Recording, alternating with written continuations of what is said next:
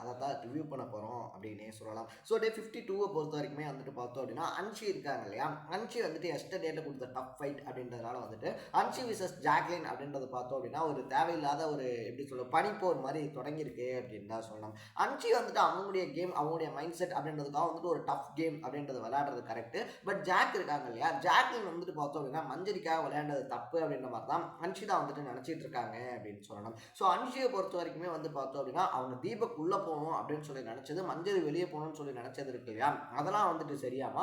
But Jacqueline வந்துட்டு பார்த்தோம் அப்படின்னா மஞ்சரிக்காக நின்னது அப்படின்றது ரொம்பவே தப்பு அப்படின்ற மாதிரி பேசிட்டு இருந்தாங்க அப்படின்னு சொல்லணும். அதுக்கு கிளியராக பார்த்தோம் அப்படின்னா மஞ்சரி வந்து சொன்னால் நான் பொம்மையை உள்ளே வச்சுருவேன் அப்படின்னு சொல்லி ஜாக் சொன்னா, ஆனால் ஜாக் அப்படிலாம் வைக்கவே இல்லை. ஜாக் வந்துட்டு நல்ல கேம் விளையாடிட்டா அப்படின்றது வந்துட்டு பார்த்தோம்னா அன்ஷிதா ஜாக்லின் மேலே வைக்கக்கூடிய ரொம்ப பெரிய ஒரு குற்றச்சாட்டாக இருக்குது அப்படின்னு தான் சொல்லணும். பட் அட் த சேம் டைமில் பார்த்தோம் அப்படின்னா ஃபர்ஸ்ட் டைம் கேட்கும்போது அன்ஷிதா வந்துட்டு எனக்கு தீபக் சேவ் ஆகணும் அவ்வளோதான், வேற எந்த மோட்டிவுமே இதில் இல்லை அப்படின்னு சொல்லி தான் சொல்லியிருந்தாங்க. ஸோ அதுக்கப்புறமா கேட்கும்போது பார்த்தோம் அப்படின்னா மஞ்சரி இருக்காங்க இல்லையா, மஞ்சரி வந்துட்டு பார்த்தோம் அப்படின்னா அந்த ரியல் டாஸ்கே இப்போ தான் ஸ்டார்ட் ஆகுது அப்படின்ற மாதிரி ஒரு பாயிண்ட்டை சொல்லியிருந்தாங்க. அதனால தான் மஞ்சரி வெளியே போகணும் அப்படின்னு சொல்லி நான் நினைக்கிறேன் அப்படின்னு சொல்லியிருந்தாங்க. ஸோ அன்ஷிதா வந்துட்டு மாற்றி பேசலாம். ஃபஸ்ட்டு வந்துட்டு தீபக்காக தான், தீபக் சேவ் ஆகணும் தான் விளாட்றேன் அப்படின்னு சொன்னது. அதுக்கப்புறமா பார்த்தோம் அப்படின்னா இல்லை மஞ்சரி உள்ளே போகக்கூடாதுன்னு தான் விளாட்றேன் அப்படின்னு சொல்லி சொன்னாங்க. மூணாவதுல ரெண்டுமே தான், தீபக்கும் உள்ளே போகணும் மஞ்சரியை வெளியே போகணுன்றதுக்காக விளையாடுறேன் அப்படின்ற மாதிரி சொல்லியிருந்தாங்க. ஸோ அன்ஷி வந்துட்டு அவங்களுடைய ஸ்டாண்ட் அப்படின்றத மாற்றிக்கிட்டே இருக்கலாம். பட் ஜாக் வந்துட்டு அவங்களுடைய ஸ்டாண்டை மாற்றினது இருக்கு இல்லையா, அது ரொம்பவே தப்பு அப்படின்ற மாதிரி அன்ஷி தான் ரொம்பவே ஒரு கேம் அப்படின்றது விளையாடிக்கிட்டு இருக்காங்க அப்படின்னு தான் சொல்லணும். இது பார்க்கும்போது எப்படி அப்படின்னா நம்ம ஒரு விஷயத்தில் தோத்துட்டோம்னா அதை அக்செப்ட் பண்ணிக்காமல் நம்ம தோக்கடிச்சவங்களை வந்துட்டு நம்மளை வெறுக்க ஆரம்பிச்சு இல்லையா. ஸோ அந்த கேமில் பார்த்தோம் அப்படின்னா அன்ஷி ஒன்றும் சாதாரணமாக விட்டு கொடுக்கல. ஜாக் வந்துட்டு கேம் விளாட்றாங்க அப்படின்னு சொல்லிட்டு ஒரு கோவத்திலையோ இல்லை ஸ்டார்டிங்லையோ விட்டு கொடுக்கல. அன்டில் வந்துட்டு பார்த்தோம் அப்படின்னா ஒரு டஃப் ஃபைட் அப்படின்றத கொடுத்துருந்தாங்க. அதில் முடியாமல் தோற்று போனதுனால பார்த்தோம் அப்படின்னா அந்த ஈகோ இஷ்யூ அப்படின்றதுனால ஜாக்லின் மேலே கடுப்பாயிருக்காங்க அப்படின்னு தான் சொன்னோம். சரி, நேற்று வந்துட்டு பார்த்தோம் அப்படின்னா இந்த விஷால் கேங் இருக்காங்க இல்லையா, விஷால் கேங் வந்துட்டு ஒட்டுமொத்தமாகவே ஜாக்லினுடைய பொம்மை அப்படின்றது தான் டார்கெட் பண்ணி விளையாண்டாங்க.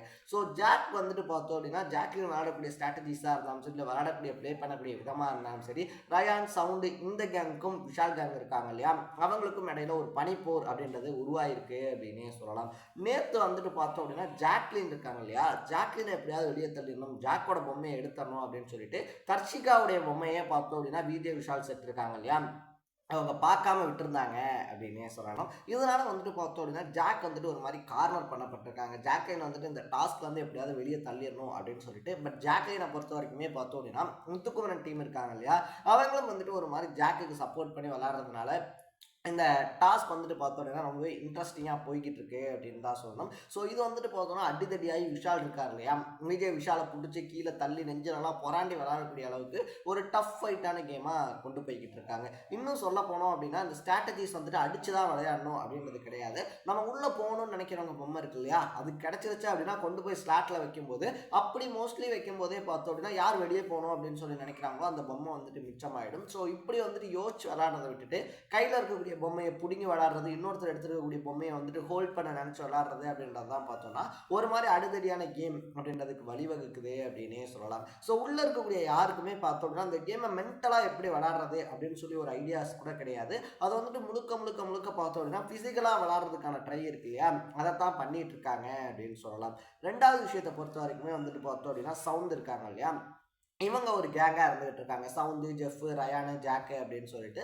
ஸோ இவங்களுக்குள்ளே வந்துட்டு பார்த்தோம் அப்படின்னா ஒரு மாதிரி கிரிஞ்சஸ் அதிகமாக பண்ணிக்கிட்டு இருக்காங்க அப்படின்னு தான் சொல்லணும். ஏன்னா வந்துட்டு சவுண்ட் இருக்காங்க இல்லையா, இந்த நாலு பேருக்குள்ளே இருக்காங்க அப்படின்னா அந்த 4 பேருக்குள்ளே தான் வந்துட்டு எல்லா எமோஷன்ஸையும் ஷேர் பண்ணிக்கணும் அப்படின்றது ரயான் அண்ட் ஜெஃப்னுடைய எக்ஸ்பெக்டேஷனாக இருக்குது. சிவா இருக்கார் இல்லையா, சிவாவும் வந்துட்டு பார்த்தோம் அப்படின்னா ஒரு நார்மல் கண்டஸ்டன்ஸ் தான். அவர்கிட்ட போயிட்டு தன்னுடைய ஃபீலிங் அப்படின்றத வந்துட்டு சவுண்ட் இருக்காங்க இல்லையா, சவுண்ட் வந்துட்டு ஷேர் பண்ணிக்கிட்டதுனால பார்த்தோம் அப்படின்னா ஜெஃபாக இருந்தாலும் சரி, ரயானாக இருந்தாலும் சரி ரியாக்ட் பண்ண விதம் அப்படின்னு வந்துட்டு பார்த்தோம்னா ஒரு சைல்டிஷான பிஹேவியராக இருந்துச்சு அப்படின்னு தான் சொல்கிறோம். ஸோ நம்ம ஸ்கூல்லலாம் வந்துட்டு பர்த்டே வருது அப்படின்னா சாக்லேட் கொடுக்க ஒரு ஃப்ரெண்டை கூப்பிட்டு போயிட்டோம்னா இன்னொரு ஃப்ரெண்டை மூஞ்சி தூக்கிட்டு உட்காந்துப்பா இல்லையா, உனக்கு அவன் அப்பா பெஸ்ட் ஃப்ரெண்டு, நாங்கள்லாம் யார் அப்படின்னு சொல்லிட்டு அந்த மாதிரி தான் பார்த்தோம் அப்படின்னா அவங்க 2 பேருடைய ரியாக்ஷன்ஸ் அப்படின்றது வந்துட்டு நீ போய் சிவாட்ட அழுதுட்டல, சிவாட்ட வந்துட்டு ஷேர் பண்ணிட்டல எங்கள்கிட்ட சொல்லாமல் நீ அங்கேயே இருப்பா அப்படின்ற மாதிரி வந்து இருந்துட்டு இருந்துச்சு. அது மட்டும் இல்லாமல் சவுண்டு எப்படி சொல்கிறது கிரியேட் பண்ண விஷயங்கள் இருக்கு இல்லையா, தேவையில்லாமல் மலையில் போய் உட்காடுறது அப்படின்னு சொல்லிட்டு அவங்க ஏதாவது பண்ணிக்கிட்டே இருக்கணும் அப்படின்னு சொல்லி ட்ரை பண்ணக்கூடிய விதங்கள் பார்த்தோம் அப்படின்னா அவங்களை இன்னும் எத்தனை வீக்கு கொண்டு போய் சேர்க்க போகுது அப்படின்றது தெரில.